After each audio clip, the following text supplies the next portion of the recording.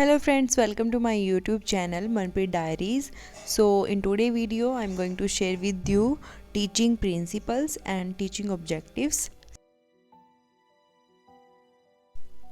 So आज की video में डिस्कस करेंगे टीचिंग ऑब्जेक्टिव के बारे में. सो फर्स्ट इज़ टीचिंग किसे बोलेंगे कि स्टूडेंट्स का बिहेवियर चेंज करता है टीचर एंड इम्प्रूव करता है स्टूडेंट्स की लर्निंग स्किल को, that's called conditioning. And training is to shape behavior and conduct. Knowledge acquisition is called instruction. And students में एक belief formation करना, मतलब कि स्टूडेंट्स के मन में एक विश्वास बनाना कि जो टीचर बोल रहे हैं वो बिल्कुल सही है, और फिर जो है स्टूडेंट है उसको विदाउट क्वेश्चनिंग जो है उसको एक एक्वायर कर लेता है with a set of beliefs. ठीक है, तो टीचर को के ऊपर जो है जिसे टीचर टीच कर रहा है उस स्टूडेंट को बिलीव हो जाता है and that's called indoctrination.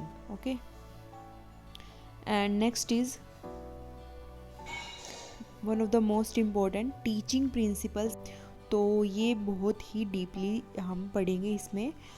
So teacher को जो है सबसे पहले जब वो टीच कर रहा है तो क्या करना चाहिए, बेसिक से एडवांस पे जाना चाहिए. मतलब स्टूडेंट्स को सबसे पहले इंट्रोड्यूस कराना चाहिए बिल्कुल सिंपल और इजी चीज़ों के बारे में पहले, और देन फिर धीरे धीरे कॉम्प्लिकेटेड और डिफ़िकल्ट चीज़ों की तरफ उसको प्रोग्रेस करना चाहिए. ठीक है, और अगर हम जो कॉम्प्लेक्स मटेरियल होता है यानी कि जो टफ़ टॉपिक होता है या हम बोल दें, अगर हम उसको पहले पढ़ाने लग जाते हैं तो जो लर्नर होता है वो फ्रस्ट्रेट हो जाता है, बोर हो जाता है, और वो सोचने लगता है कि ये तो बिल्कुल ही डिफ़िकल्ट जो है चैप्टर होने वाला है, तो वो उसको अच्छे से नहीं पढ़ता है उस तरीके से.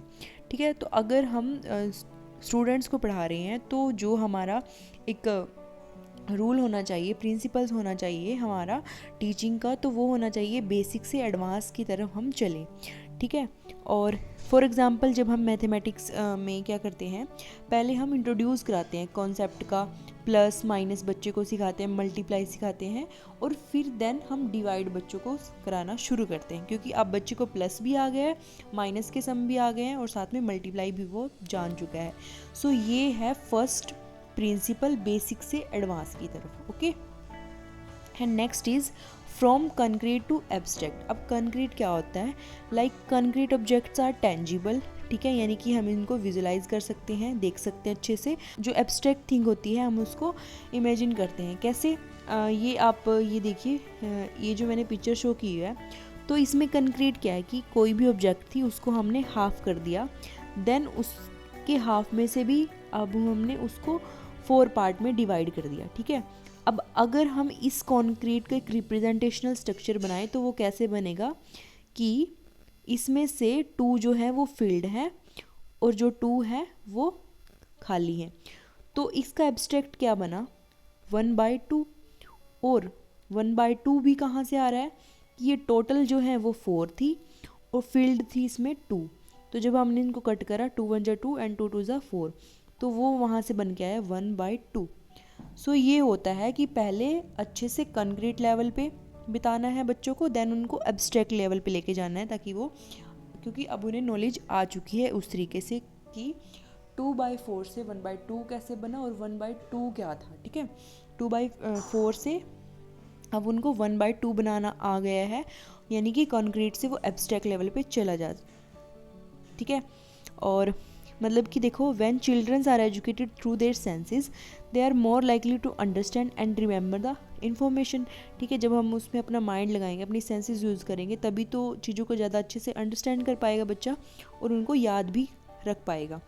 बट व्हेन एब्स्ट्रैक्ट फैक्ट और concepts are presented on the other hand people quickly forget about it. अगर हम डायरेक्ट जो है बच्चे को ये पढ़ा देंगे कि 2/4, ठीक है, और 2/4 उसको बता दिया, अब जो है 2/4 वो सोच रहा है कि कैसे आया. ठीक है, ये एब्स्ट्रैक्ट लेवल हो गया, इसको वो भूल जाएगा थोड़े टाइम के बाद. बट अगर उसको कंक्रीट लेवल से सिखाया है कि कैसे यहाँ पे जो है आपका 4 आया है और कैसे फिर हमने उसको टू हमने फिल करे थे, देन उसको कट करने के बाद 2 1 ज़ा 2 2 2 ज़ा 4 हुआ है, तभी वो अच्छे से समझ पाएगा कि ये 2/4 से 1/2 कैसे हुआ है। ठीक है।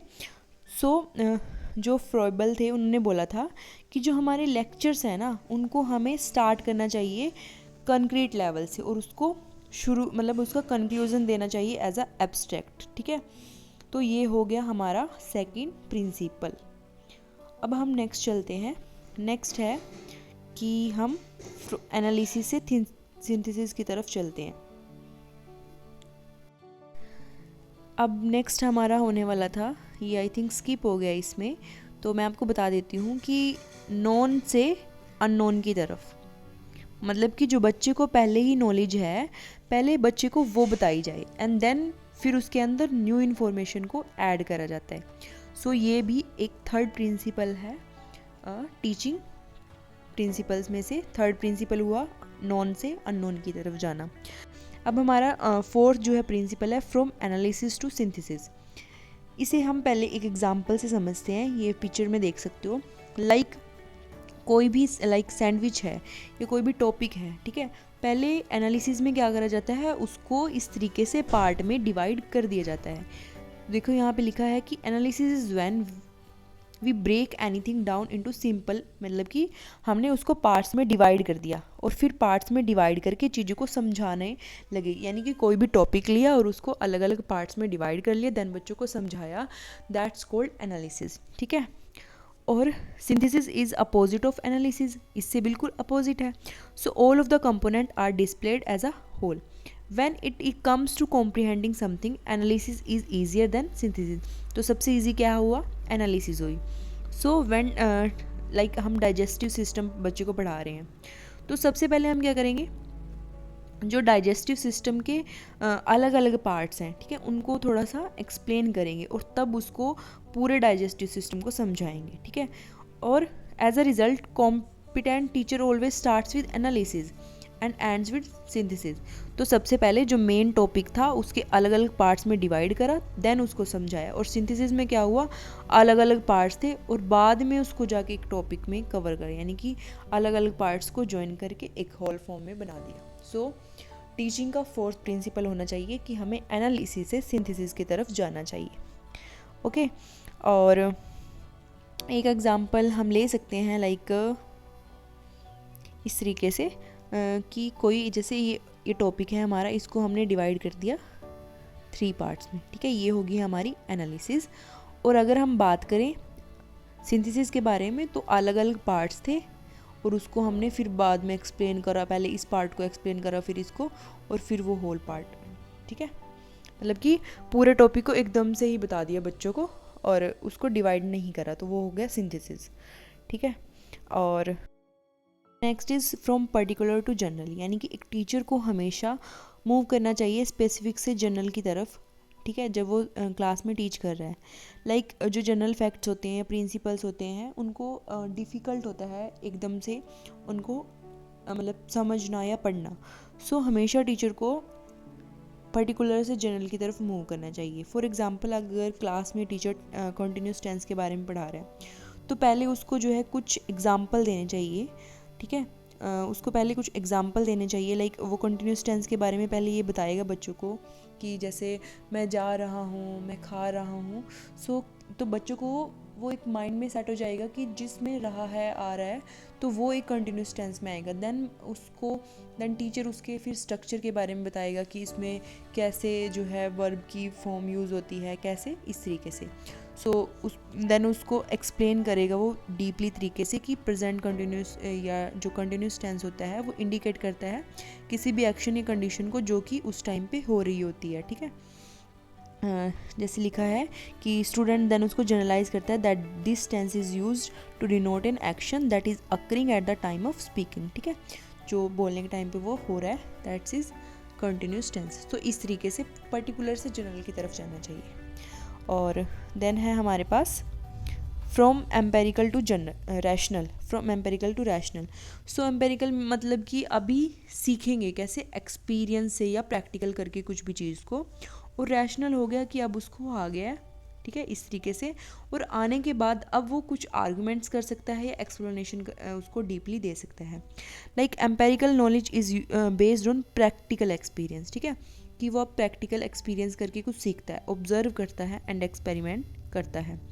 और फिर उसके बाद जो है arguments and explanations are the foundation of rational knowledge. So rational में आ गया आर्गूमेंट्स करना है, एक्सप्लेनेशन, ये इसके पार्ट है। सो 6 प्रिंसिपल हुआ हमारा एम्पेरिकल से rational.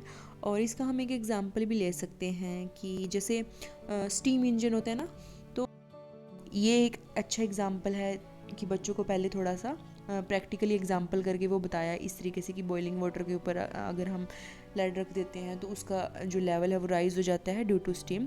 So next is 7th principle, that is from induction to deduction. So इसमें क्या होता है, कोज एंड इफेक्ट्स गिवन होते हैं और रूल्स एंड थ्योरीज को इंड्यूस किया जाता है। ओके और डिडक्टिव मेथड में क्या होता है, रूल्स एंड कोज गिवन होते हैं और इफेक्ट को डिड्यूस किया जाता है।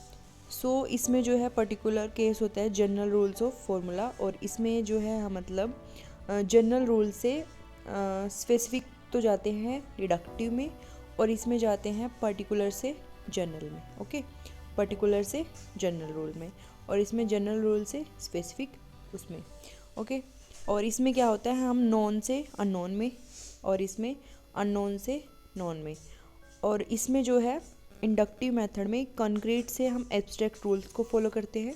अभी हमने जो पीछे प्रिंसिपल्स पढ़े तो उसमें ये सब चीज़ें आ चुकी थी कि कैसे नॉन से अननोन और पर्टिकुलर से जनरल और कंक्रीट से एब्स्ट्रैक्ट, तो जो वो सारे प्रिंसिपल थे वो किस मेथड के अंदर आते हैं, इंडक्टिव मेथड में, और डिडक्टिव मेथड इसका अपोजिट होता है। सो ये सिंपल से कॉम्प्लेक्स की तरफ और ये कॉम्प्लेक्स से सिंपल, और इसको हम बॉटम अप अप्रोच बोल देते हैं और इसको टॉप डाउन अप्रोच बोल देते हैं। और इसके अगर हम एग्जांपल लें इंडक्टिव अप्रोच में क्या होता है कि एग्जांपल से रूल की तरफ, लाइक टीचर पहले बोलता है लाइक राम श्याम, है ना, और फिर किसी प्लेस का नाम ले दिया उसने या किसी थिंग का नाम ले दिया, देन बाद में वो बोलता है कि these all are known. Okay और डिडक्टिव मेथड में क्या है कि डिडक्टिव मेथड में पहले टीचर रूल को बताता है देन उसके एग्जांपल देता है। लाइक टीचर पहले एक्सप्लेन करता है that what is noun, noun is any place any thing, ठीक है, और फिर वो उसके बाद में एग्जांपल देता है कि राम हो गया या फिर हरियाणा, उत्तराखंड। सो ये सारे किसी प्लेस की नाम हो गए, तो इन सबको हम नाउन बोलेंगे, तो वो डिडक्टिव मेथड में आता है। सो आज की वीडियो में इतना ही, मिलते हैं नेक्स्ट वीडियो में, और टिल देन टेक केयर। और वीडियो अच्छी लगी तो प्लीज़ वीडियो को लाइक करें, शेयर करें और चैनल को सब्सक्राइब करना ना भूलें।